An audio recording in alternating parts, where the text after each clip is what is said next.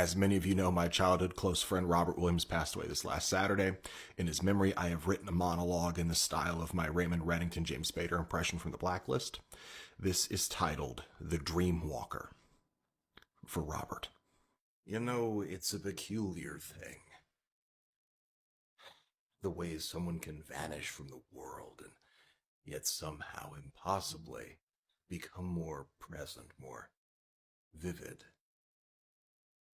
I found that true grief doesn't live in silence, it echoes. Robert was like that.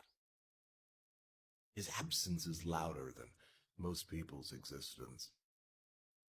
He was how, shall I say, inconveniently full of life. The kind of man who danced like no one was watching. And more impressively, kept dancing when everyone was. I once saw him start moonwalking in the middle of a parking lot. No music, no occasion, just a breeze and a bit of sunlight. And a heart that couldn't sit still.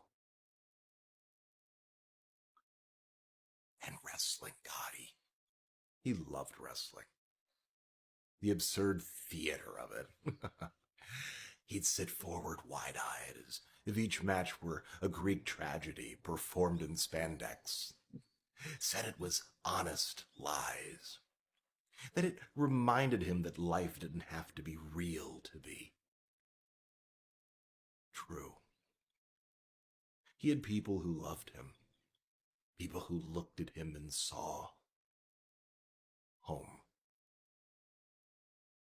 And he loved them with a kind of unfiltered sincerity that most people are too guarded or too broken to manage anymore.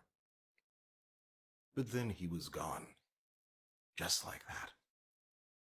One moment full of breath and bluster, and the next a silence I still can't seem to fill. And yet every night without fail, he finds me. In dreams. He doesn't knock, he doesn't say hello, he just appears like a thought you forgot you needed. Sometimes we're in his old room, North Fisk Boulevard, in the apartment complex, watching wrestling and arguing over who liked Randy Orton more. Other times we're dancing, no destination, no audience, just the sound of our feet and Michael Jackson playing in the background.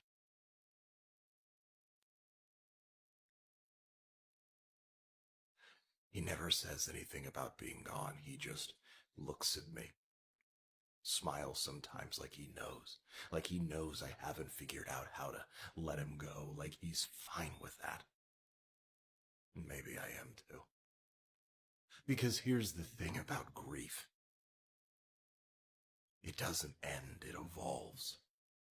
It becomes a place you visit, and in that place I get to see him. I get to remember what it means to feel alive, to laugh with your whole chest, to dance even when there's no music.